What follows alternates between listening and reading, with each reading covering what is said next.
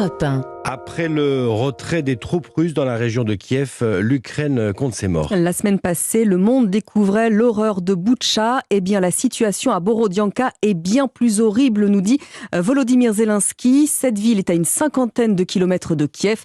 Les pompiers tentent depuis des jours d'extraire les cadavres des débris.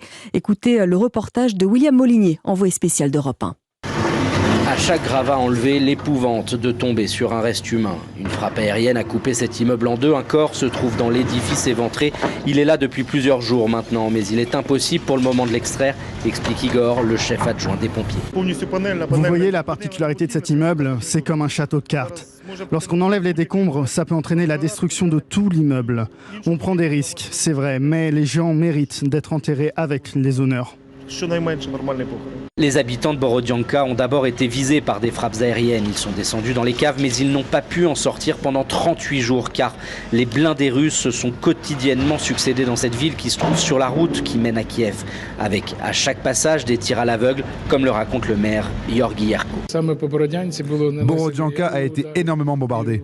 Quand les colonnes de chars passaient par la ville, les soldats qui étaient positionnés au-dessus tiraient à gauche et à droite sur tout ce qui bougeait. On ressort tous les jours des corps. Hier, on en a trouvé 8, avant-hier 16, et il y en a encore dans les décombres.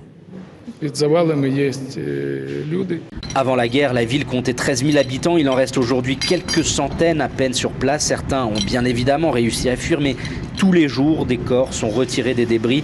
Les morgues de la région sont pleines, si bien que les cadavres doivent être évacués à une centaine de kilomètres de là. Borodianka, William Molinier, Europe 1.